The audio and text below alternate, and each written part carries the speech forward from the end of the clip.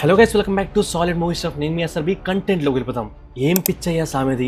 మారుతి గారు ప్రభాస్ గారి గురించి చెప్తున్నాను. ఇప్పుడు చూసిన టీజర్ క్వాలిటీ పీక్స్ లో ఉంటే ఇది ఫైనల్ వర్షన్ కాదంట, దాన్ని ఇంకా చెక్తారంట, రిఫైన్ చేసి దెన్ మూవీ అవుట్పుట్ లో ఉంటుందంట. కూడోస్ టు టీమ్, వాళ్ళ డెడికేషన్ వేరే లెవెల్. సో ఇది కూడా ఒక డీటెయిలే, బట్ టీజర్ లో లేని డీటెయిల్. ఇంకా చాలా డీటెయిల్స్ టీజర్ బయట ఉన్నాయి, దాని గురించి ఇంకొక వీడియోలో డీటెయిల్ గా మాట్లాడుకుందాం. నెంబర్ 2, ట్రైలర్ స్టార్టింగ్ లో ఆ గోల్డ్ ఆర్నమెంట్స్ బాక్స్ ని ఓపెన్ చేస్తుంది ప్రభాస్ గారు. తన రైట్ హ్యాండ్ కున్న రెడ్ కలర్ దారం బట్టి మనం చెప్పొచ్చు, సేమ్ అదే దారం ఈ కట్టెన్ లాగే పోస్టర్ లో కూడా ఉందని మనం ఈ పోస్టర్ బ్రేక్ డౌన్ లో మాట్లాడుకుందాం. నెంబర్ 3, ఈ కనిపిస్తున్న క్యాట్ బ్రీడ్ నేమ్ వచ్చేసి స్పింక్స్.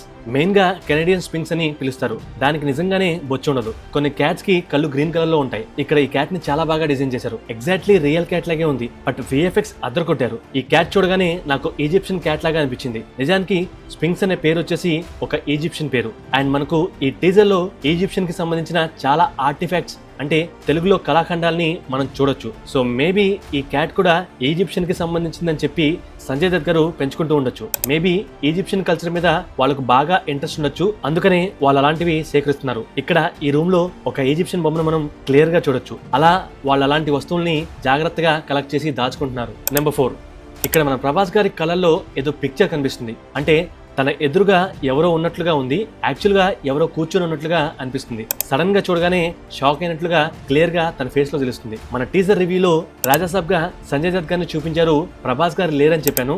యాక్చువల్ గా మూవీ టీం కావాలనే ఆ లుక్ ని దాచారు. అంటే మన కోసమే అన్నట్లుగా పట్టి చూస్తేనే తెలుస్తుంది. సో టీజర్ లో చూపించకూడదని చెప్పి డైరెక్ట్ గా టీజర్ లో పెట్టలేదు. సో మన యాక్చువల్ రాజాసాబ్ వచ్చేసి ఈ బ్లాక్ డ్రెస్ లో ఉండే ప్రభాస్ గారు. కానీ సంజయ్ దత్ గారు ఎందుకని ఆ ఇంటిని రూల్ చేస్తున్నారనే దానికి మన దగ్గర కొన్ని థియరీస్ ఉన్నాయి, అది ఈ వీడియో లాస్ట్ లో చెప్తాను. నెంబర్ 5, ఇక్కడున్న ఈ 3 బొమ్మల చేతుల్లో ఫ్యాన్స్ లాగా ఉన్నాయి, అవి తిరుగుతున్నాయి. యాక్చువల్ గా ఇలాంటివి చిన్నపిల్లలు ఒక ఫ్యాన్ లాగా తయారు చేసుకుని పరిగెడుతూ ఆడుకుంటూ ఉంటారు. దాని ఆ వచ్చే గాలికి అవి తిరుగుతాయి. సేమ్ అలాంటిదే ఇది.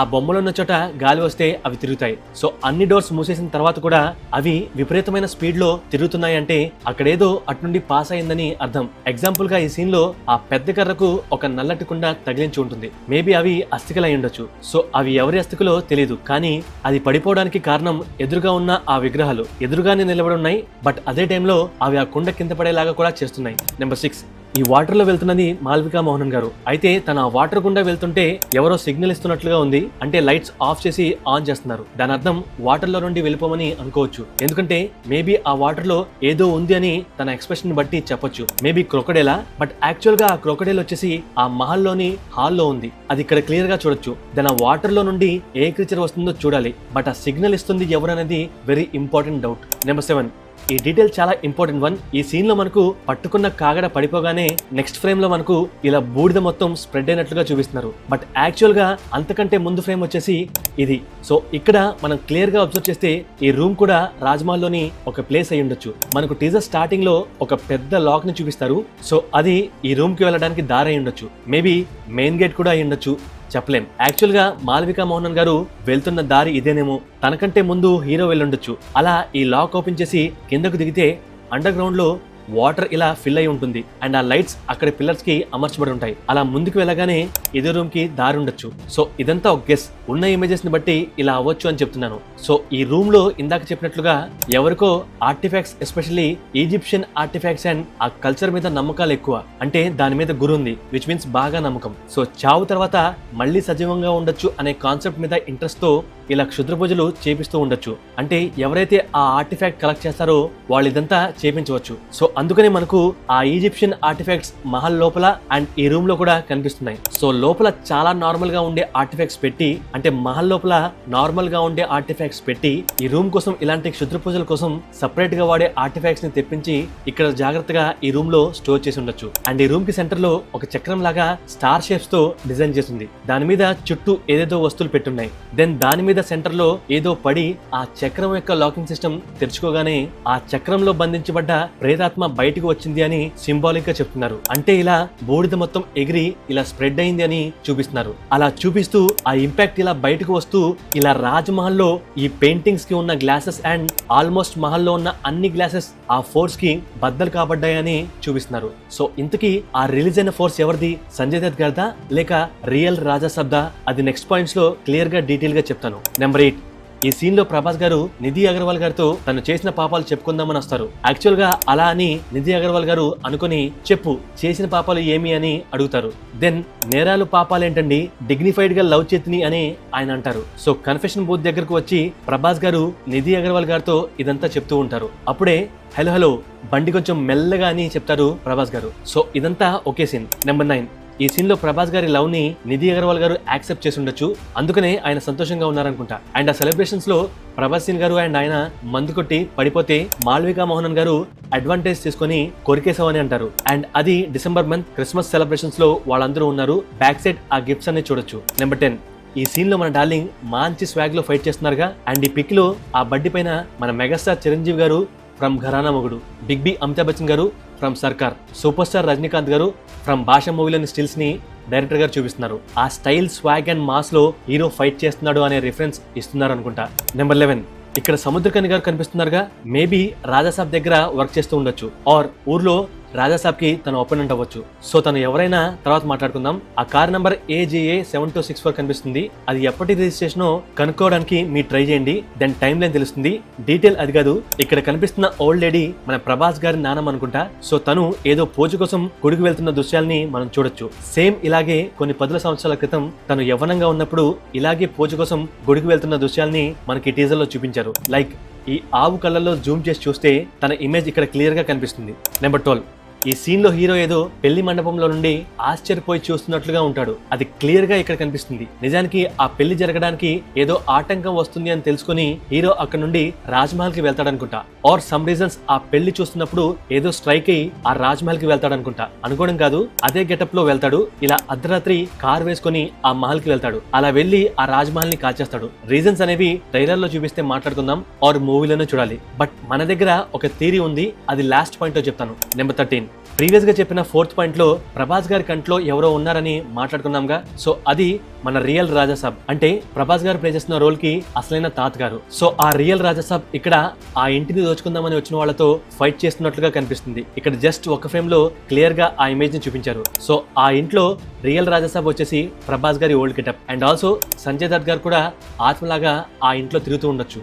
యాక్చువల్ గా ఆ ఇల్లు సంజయ్ దత్ గారిదే. మరి ఓల్డ్ ప్రభాస్ గారు ఎందుకున్నారు అంటే ఒక ఎక్స్ప్లెనేషన్ ఉంది. It's a pure guess. So ఇక్కడ కొన్ని డీటెయిల్స్ అండ్ మనం గెస్ చేసిన థియరీస్ కూడా ఉంటాయి, జాగ్రత్తగా వినండి. మన ప్రభాస్ గారు యాక్చువల్ గా రియల్ రాజాసాబ్, ఆ రాజ్మహల్ కి అసలైన ఓనర్. అండ్ తన వైఫ్ వచ్చేసి ఈమె. సో వాళ్ళు ఆ ఏరియాని రూల్ చేస్తూ ఉంటారు. అయితే ఇందాక చెప్పినట్లుగా సముద్రకని గారు ఐదర్ రాజాసాబ్ కింద పనిచేస్తూ ఉండొచ్చు, ఆర్ తన ఒపోనెంట్ అవ్వచ్చు. ఒకవేళ పనిచేస్తూ ఉంటే ఒక మేనేజర్ లాగా అనుకోవచ్చు, అంటే ఆ మహల్లో హైయెస్ట్ పొజిషన్ లో వర్క్ చేస్తారు. దెన్ తనలో ఆశ మొదలై ఆస్తి దొబ్బేయడం కోసం వీళ్ళందరినీ చంపేద్దామని ప్లాన్ చేసి డైరెక్ట్ గా ఏమి చేయలేక మాంత్రికుడిని తెప్పించి చంపించవచ్చు. అలా రాజాసాబ్ ని చంపేసి తన ఆత్మను ఒక రూమ్ లో బంధించి ఇలా మంత్రాలు తంత్రాలతో ఆ రూమ్ ని లాక్ చేస్తారు. ఎందుకని చంపేసిన తర్వాత కూడా ఆ ఆత్మను లాక్ చేస్తాడు అంటే చచ్చిన తర్వాత ఆ ఆత్మ మళ్ళీ తిరిగి వస్తే తనకు ప్రాబ్లం అవుతుంది అని. ఎందుకంటే అలాంటివన్నీ వాళ్ళు నమ్ముతారు కాబట్టి. సో అలా రాజాసాబ్ తర్వాత ఇన్ కేస్ ఇదంతా చేపించింది సముద్రకని గారైతే తనను కూడా ఆ మాంత్రికుడు చంపేసి మొత్తం ఆస్తిని తన ఒక్కడే దొబ్బేసి రూల్ చేద్దామని అనుకుంటాడు, అమలు చేస్తాడు. సో ఆ మాంత్రికుడు వచ్చేసి సంజయ్ దత్ గారు. ఇక్కడ ఈ సీన్స్ లో తన క్షుద్ర పూజలు చేయడం మనం చూడొచ్చు. అండ్ అలాగే ఈ పిక్ లో తన యవ్వనంలో ఉన్నట్లుగా క్లియర్ గా అర్థమవుతుంది. తన హెయిర్ అంతా బ్లాక్ కలర్ లో ఉంది. సో ఫైనల్ గా అలా చేసి చక్రంలో రాజాసాబ్ ఆత్మని బంధిస్తాడు.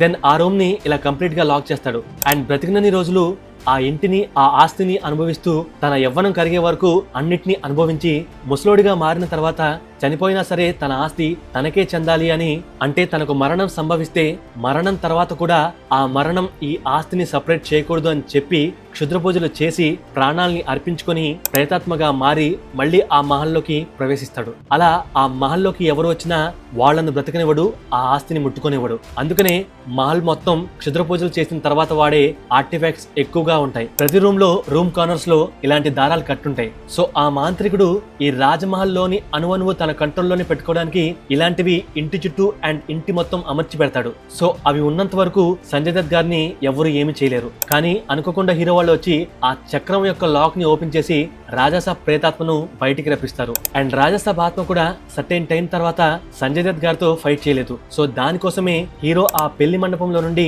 ఆ రాజ్మహల్ కి ఉన్నట్టుండి కారులో బయలుదేరి ఆ రాజ్మహల్ ని కాల్చేస్తాడు. దెన్ ఆ రాజ్మహల్ ని కాల్చేస్తే ఆ క్షుద్ర పూజకు సంబంధించినవన్నీ కాలిపోతాయి. దెన్ ఆ మాంత్రికుడిని ఎదిరించవచ్చు. సో అది మహల్ని కాల్చడానికి రీజన్. సో ఇదే నేను అనుకుంటున్న గెస్. మీరేమంటారో కామెంట్ చేయండి. అండ్ ఇంకొక థియరీ వచ్చేసి మేబీ ఇలా అడవిలో తిరిగేది సంజయ్ దత్ గారి ఆత్మ అవ్వచ్చు, చెప్పలేం. ఎందుకంటే రాజాసాబ్ని ఆ చక్రంలో బంధించారు కాబట్టి అది సంజయ్ దత్ గారు అవ్వచ్చు. ఆర్ రాజాసాబ్ ఆత్మకి ఇంట్లో రావడానికి ప్రవేశం ఉండదు, ఎందుకంటే ఆ చక్రంతో బంధించి ఇంట్లోకి రానివ్వకుండా చేయొచ్చు. అందుకనే ఇంటి బయట అండ్ ఆ అడవిలో తను ఎక్కడికైనా వెళ్ళగలడు. కానీ రాజసంగా ఉండాల్సిన రాజాసాబ్ ఇలా అడవుల్లో తిరుగుతూ ఉండొచ్చు. ఇది ఒక సింపుల్ గెస్. సో ఇలా కూడా స్టోరీ లైన్ ఉండొచ్చు. అయితే నాకు నిధి అగర్వాల్ గారి మీద ఒక చిన్న డౌట్ ఉంది. తను ప్లే చేస్తున్న క్యారెక్టర్ నిజంగానే మంచినా, హీరోని పరిచయం చేసుకోవడానికి ఇలా నన్ గా యాక్ట్ చేస్తుందా అనే డౌట్ అయితే నాకు రేజ్ అవుతుంది. అంటే ఆ అడవిలో నుండి హైదరాబాద్కి వచ్చి అలా నన్ గా హీరోకి పరిచయం అవ్వచ్చు. దెన్ అక్కడ నుండి హీరో కోసం ఆ మహల్ కి రావడం, ఇదంతా ఒక చిన్న డౌట్. అండ్ ఇక్కడ ఈ పిక్ లో హీరో అండ్ ఫ్రెండ్స్ షాక్ లో ఉంటారు. హీరో భయంతో కాదు, సాడ్ ఫేస్ తో షాక్ లో ఉంటాడు. అండ్ ఇక్కడ ఈ పిక్ లో కళ్ళల్లో నీరు కూడా తిరుగుతున్నాయి. సో ఆ సీన్స్ లో ఏం జరుగుతుంది అనే చాలా డౌట్స్ ఉన్నాయి. ఆన్సర్ వచ్చేసి మూవీలోనే వెతుక్కోవాలి. అండ్ వీడియో నచ్చితే ఫస్ట్ లైక్ కొట్టండి, దెన్ సబ్స్క్రైబ్ చేసి షేర్ చేసి కామెంట్ చేయండి guys. Thank you, love you all.